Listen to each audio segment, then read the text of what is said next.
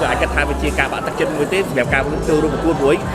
โจรประกวดมีคนสมมติปักซ้อมเสน่ห์กลางกันหมดมีจำเนียงการเงียบไปใส่หายเหมือนบางเกรสมัยส่วนดานิกาบางฮันโคลนยี่ทำไมมอกดามากดกันยาไอมีโกสโมแกบริชนังปีบอลอภัยปรามมีสมรรถเพียบจำเนกเดินขบุงขปัวเหมือนท้อมาดาเลยจากมาสบายซอให้มีสวัสดิภาพแจมคลิปนำจมูกนึงเล็กที่ยังไว้แม่พระจมูกนึงสปาสบายเนี่ยมองปอปลาต่างปีมองในโจคนี้ช่วยผลิตสบายจังไอซอเลื่อนซอใบมีสวัสดิภาพมีสำน้ำเพลิงจังปีขังขนมต่ำดงในดับบ้านเผาเลยที่ไว้แม่พระหายคือสบายซอมอดโลซอใบมีสกปรกอ๋อหนึ่งชุบเชียร์มาสบายค่อยๆจีบไปซะคือสบายอย่างงี้รองปฏิกรรม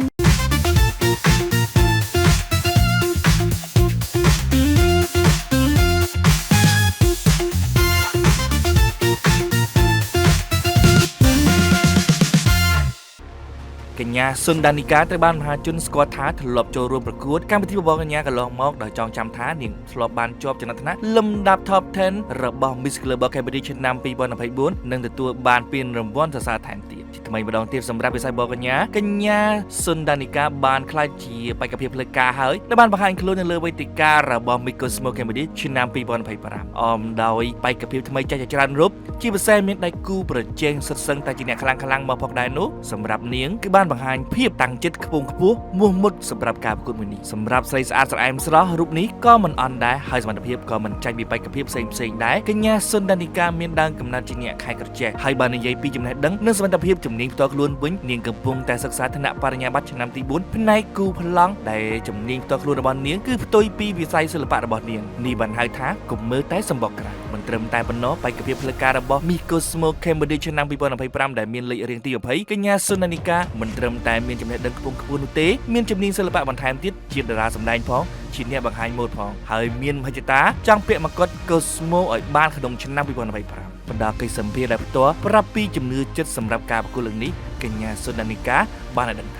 จงดังไปอย่างนาบารามที่มึงการโจรดับเบี้ยโจรประกวดมีโกสโมปีบอลอภัยปรามมูลหันไอ้บางสมัยจะดับเบี้ยโจรประกวด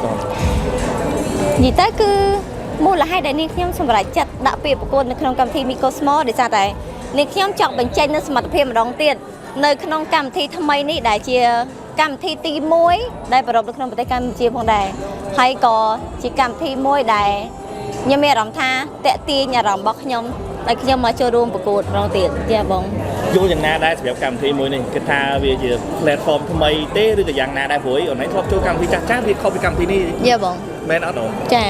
និយាយទៅចំពោះកម្មវិធីនេះខ្ញុំមានអារម្មណ៍ថាគឺថ្មីហើយក៏យ៉ាប្លែកហើយនឹងមានអ្វីដែលថ្មី surprise fan បន្តទៀតសម្រាប់កម្មវិធីនេះគឺ update ស្ត្រីតែម្ដងហើយជាពិសេសគឺគាត់មាន challenge សម្រាប់បេក្ខភាពឲ្យបេក្ខភាពកាន់តែវិវត្តនៅសមត្ថភាពហើយឲ្យរឹងមាំជាងនឹងទៅទៀតយ៉ាបងសម្រាប់កម្មវិធីនេះតាមឯងនឹងលើកយកបញ្ហាចំណុចក្នុងបញ្ហាសង្គមណាមួយដើម្បីលើកឡើងជាការតស៊ូមតិទេឬក៏អត់ទេឬក៏មានដែរអូនចាគឺមានបងក៏តែនឹងខ្ញុំសូមលាក់សិនបងមិនតន់លាក់សិននោះណាយ៉ាបងសូមស៊ូមួយទៀតផងដែរអូខេពីយ៉ាងណាបារម្ភគឺដូចជាការយល់ឃើញយ៉ាងណាដែរចំពោះបេក្ខភាពដទៃទៀតព្រោះមានសិស្សជបងជាច្រើនបានចូលរួមដាក់ពាក្យប្រកួតហើយមានអ្នកខ្លះក៏ជាលំដាប់រហូតហើយអ្នកខ្លះគឺជាម្ចាស់ប្រកួតពីកម្មវិធីចាស់ឆ្នាំទៅទៀតយល់យ៉ាងណាដែរប៉ះពាល់ដល់អ្វីរបស់យើងទេប៉ះពាល់អារម្មណ៍នេះទេឬក៏អាចគិតថាវាជាការបាក់ទឹកចិត្តមួយទេសម្រាប់ការចូលរួមប្រកួតព្រោះចូលរួមប្រកួតមីកូស្មូបាក់សំសិនអ្នកខ្លាំងតែម្ដងយ៉ាបងចំពោះខ្ញុំគឺអត់ចោលជាបញ្ហាទេខ្ញុំក៏បានដឹងថាខ្ញុំនឹងត្រូវចូលបីនៅក្នុងកម្មវិធីនេះក៏ប៉ុន្តែសម្រាប់នាងខ្ញុំមកដោយសមត្ថភាពអញ្ចឹងនាងខ្ញុំនឹងបញ្ចេញសមត្ថភាពរបស់នាងខ្ញុំឲ្យអស់ហ្នឹងហើយនាងខ្ញុំអត់លាក់ឯងគឺនាងខ្ញុំមកក៏ចង់ឈ្នះដូចគ្នាហើយក៏ដឹងថាមានបងដែលគាត់នៅជើងដែលគាត់ជើងខ្លាំងពីមុនគាត់មើលត្រឡប់មកវិញក៏ប៉ុន្តែអ្វីដែលស្រឡាញ់នាងខ្ញុំនឹងធ្វើឲ្យអស់ពីសមត្ថភាពរបស់នាងខ្ញុំបានត្រៀមខ្លួនអ្វីខ្លះដែរសម្រាប់កម្មវិធីមួយនេះហើយយើងចាគឺយើងគិតថាចំណុចពិសេសរបស់យើងជាចំណុចពិសេសអ្វីខ្លះដែលអាចតាក់ទងប្រជែងជាមួយបេក្ខភាពផ្សេងទៀតត្រឡប់មកនៅក្នុងកម្មវិធីនេះម្ដងទៀតនាងខ្ញុំបានត្រៀមខ្លួនរួចរាល់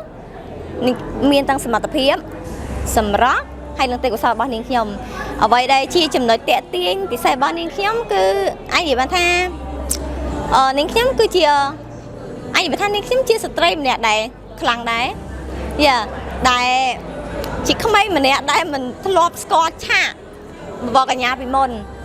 ហើយក៏ជាក្មេងស្រីម្នាក់ដែលរស់នៅខេ តុក៏ប៉ុន្តែនាងខ្ញុំក៏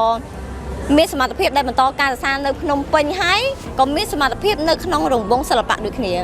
ហើយក៏បានឈានមកនៅលើឆាកបកញ្ញាដល់តែ2ដងផងដែរបងបាទអរគុណច្រើនបទពិសោធន៍ក្នុងវិស័យសិល្បៈក៏ដូចជាវិស័យបកញ្ញាចូលរួមកម្មវិធីអីខ្លះដែរឆ្នាំណាដែរហើយមានចំណាត់ផ្នែកនេះដែរគឺយ៉ាងណាដែរ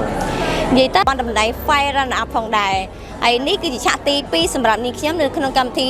Mi Cosmo 2025បងជាមួយគ្នានេះផងដែរចង់ដឹងពីអាយុឆ្នាំនេះឆ្នាំប្រហែលហើយសម្រាប់ការសិក្សាវិញមានការសិក្សានៅណាដែរចប់នៅណាដែរអូ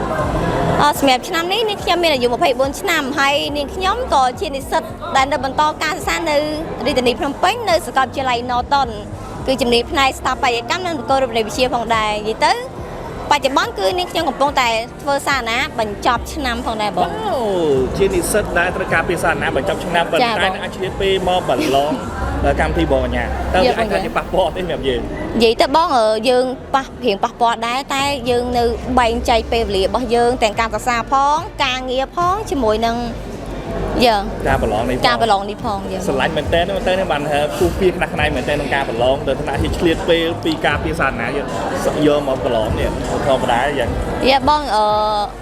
គឺវាកើតឡើងពីចិត្តស្រឡាញ់អញ្ចឹងគឺនេះខ្ញុំអ្វីដែលខ្ញុំអាចឆ្លៀតបានខ្ញុំនឹងឆ្លៀតដើម្បីបំពេញក្តីសម័យរបស់នេះខ្ញុំទោះបីជានេះខ្ញុំបានតំណែងអ្វីឬក៏នាងខ្ញុំជាប់ឬក៏មិនជាប់នៅក្នុងកម្មវិធីនេះក៏ប៉ុន្តែនេះខ្ញុំបានប្រឹងអត់ពីសមត្ថភាពរបស់នាងខ្ញុំដូច្នេះខ្ញុំគិតថានេះខ្ញុំនឹងទទួលលទ្ធផលល្អនៅក្នុង top ណាមួយបាទទីចុងក្រោយអូនចង់បានអ្វីពីទស្សនិកជនក៏ដូចជា fan ផងដែរសម្រាប់កម្មវិធី Cosmo 2025ជាចុងក្រោយនេះខ្ញុំសូមអរគុណពុកម៉ែបងប្អូនទាំងអស់គ្នាជាពិសេស fan ដែលគាត់ឆ្លាញ់គ្រប់ត្រូលនេះខ្ញុំសូមជួយ like ជួយ vote ដល់រូបនេះខ្ញុំជាពិសេសជួយគ្រប់ត្រូលរូបនេះខ្ញុំផងនៅក្នុងកម្មវិធី Mi Cosmo 2025នេះចាអរគុណច្រើនបងស្រីជូនពរចូលជ័យSBC 369 SBC 24 website មានហ្គេមសប្បាយច្រើនបាល់មន់ជុលបៀបាការ៉ាត់បើក account មានការបង្វិលត្រឡប់ 5% ជារៀងរាល់សប្តាហ៍ធានានូវសុវត្ថិភាពខ្ពស់ 100%